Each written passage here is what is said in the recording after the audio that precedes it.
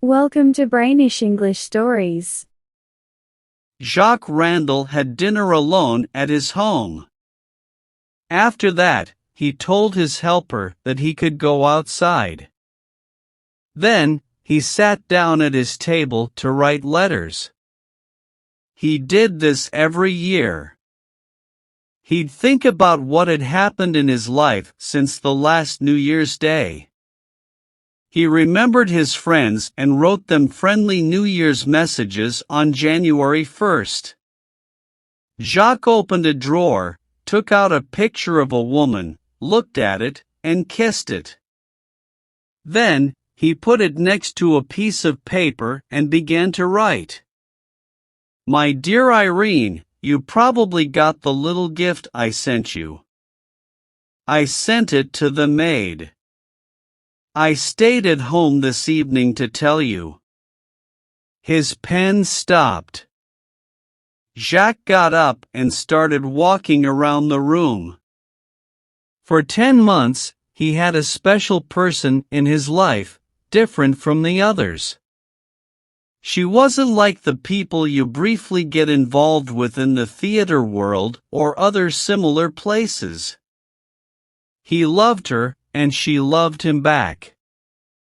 Jacques wasn't very young anymore, but he was still relatively young. He took life seriously and thought practically. So, he thought about his strong feelings for her, just like he thought about his friendships, people he had met, and changes in his life over the past year. His love had settled down from the initial excitement. He considered what his feelings for her were now and what they might become in the future. He realized that he cared deeply for her, filled with love, gratitude, and all the little things that make love strong. Suddenly, the doorbell rang, and Jacques was surprised. He wasn't sure whether to open the door, but he thought it was important to welcome anyone who came on New Year's night. So, he took a wax candle, went through the hallway, unlocked the door, and sought his girlfriend. She looked very pale and was leaning against the wall. He said nervously, "What's wrong?" She asked. "Are you all by yourself?" "Yes," he replied. "Are there no staff around?" She inquired. "No, there's no one else here." "You're not planning to go out?" She questioned. "No," Jacques said. She walked in, looking like she knew the place well. Once in the living room, she sat down on the couch. She hid her face in her hands and started crying. Jacques knelt beside her, gently trying to take her hands away from her face so he could see her. He asked with concern, "Irene, Irene, what's going on? Please, tell me what's wrong." Amid her tears, she said, "I can't go on like this." "Go on like this? What do you mean?" he asked. "Yes, I can't go on like this. I've suffered so much. He hit me this afternoon."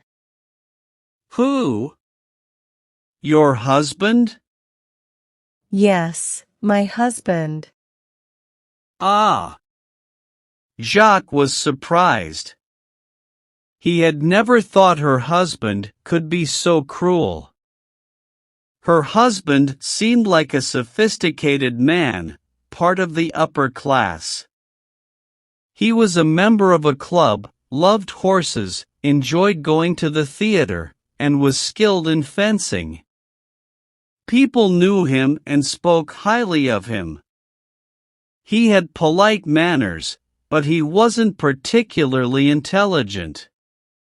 He lacked education and the knowledge needed to think like refined individuals. However, he adhered to social norms.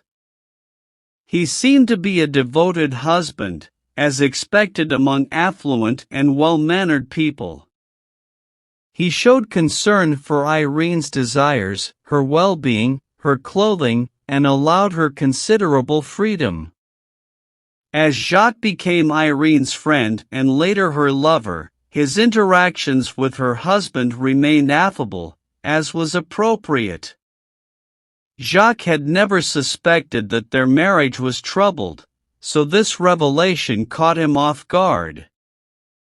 He inquired, "How did this happen? Tell me." Irene then shared her story, recounting the entire history of her life since her marriage. It began with minor disagreements, increasing with each new difference between their dissimilar personalities. Their disputes led to a complete separation, although it wasn't visible to others. Her husband's behavior turned aggressive, distrustful, and violent. Recently, he had become jealous, specifically of Jacques.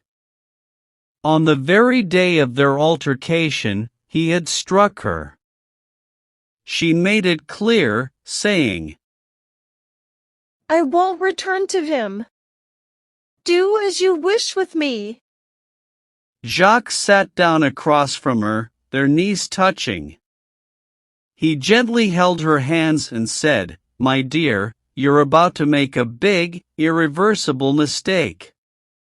If you want to leave your husband, make sure he's the one at fault, so you can maintain your reputation as a classy lady." She looked at him with concern and asked, So, what should I do? Jacques advised, "Go back home and endure your life there until the day you can obtain a separation or a divorce, and do it with dignity." She questioned, Isn't your advice a bit cowardly? He explained, "No, it's smart and practical. You have a high position, a reputation to uphold, friends to keep, and family ties to maintain. You shouldn't risk losing all of that due to a passing whim." She stood up, saying firmly, No, I can't bear it any longer. It's over. It's over. Then, she placed her hands on Jacques' shoulders, looked directly into his eyes, and asked, Do you love me? He replied, "Yes." Truly and sincerely? She inquired. "Yes," he affirmed.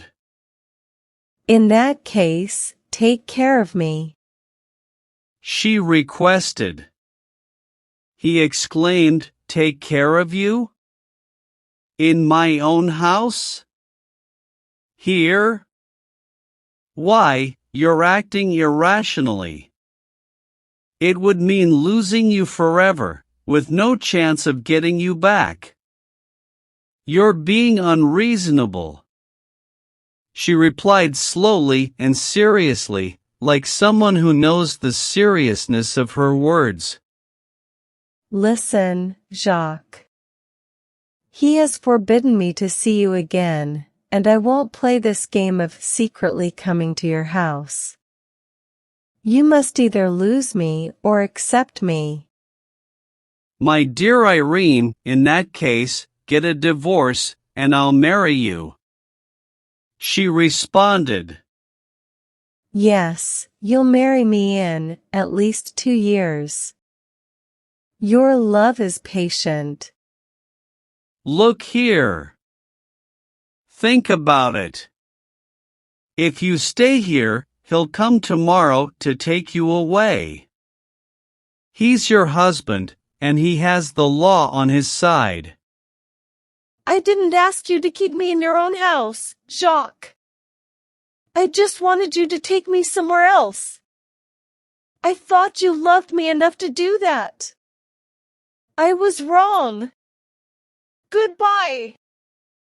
She turned and rushed toward the door so quickly that he could only catch her once she was outside the room. "Listen, Irene," he said.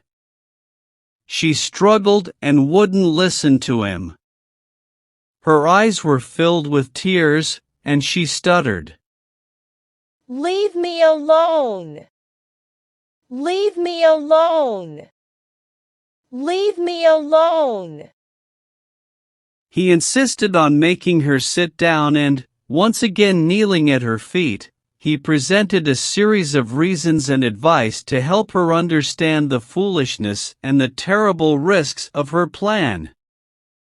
He didn't leave out anything he thought necessary to convince her, drawing motivation from his deep affection for her.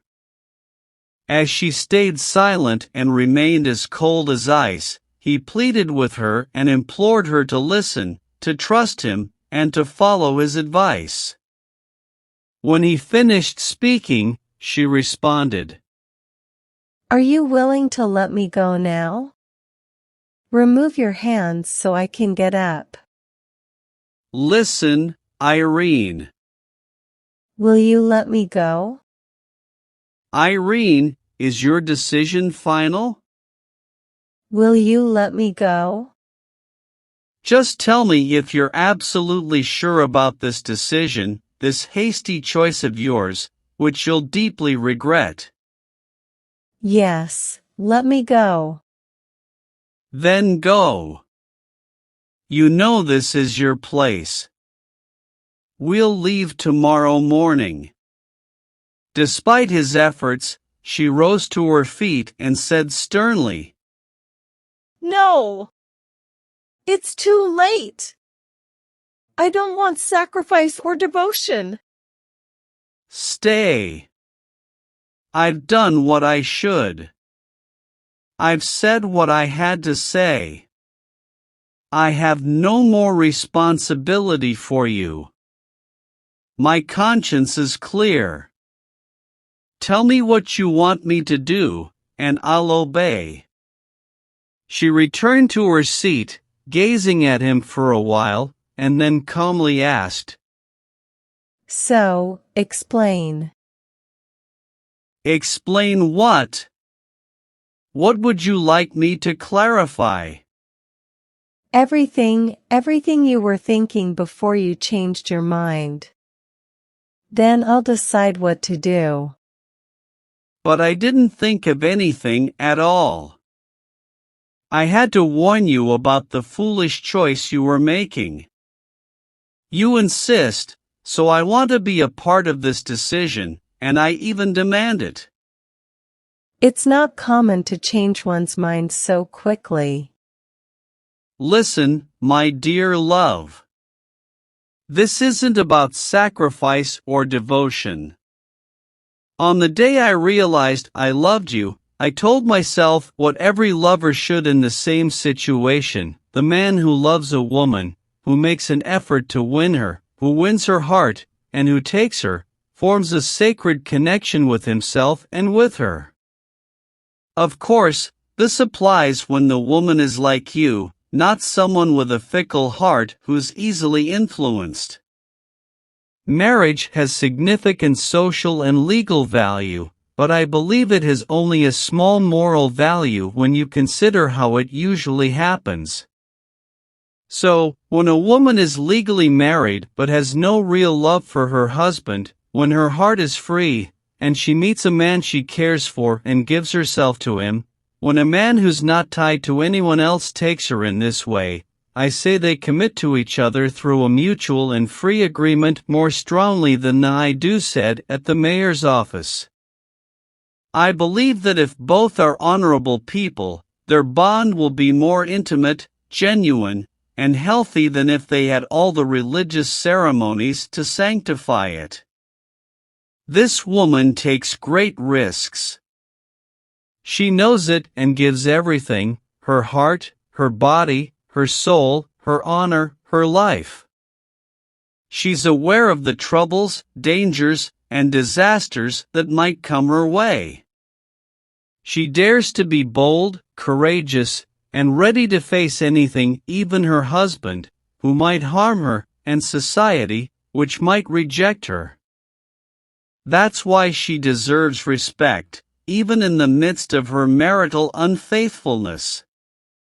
Her lover, in taking her, should also be prepared for everything and choose her above all else, no matter what. I've said what I had to say. I started as a sensible man, warning you is my duty, but now I'm just a man who loves you. Command, and I'll follow. Radiant, she silenced him with a kiss and whispered softly, It's not true, my dear. Nothing is wrong. My husband doesn't suspect anything. I just wanted to know what you'd do. I wanted to test your love for me. I hoped for a New Year's gift, the gift of your heart, in addition to the necklace you gave me. You've given it to me. Thank you. Thank you. I thank God for the happiness you've brought me.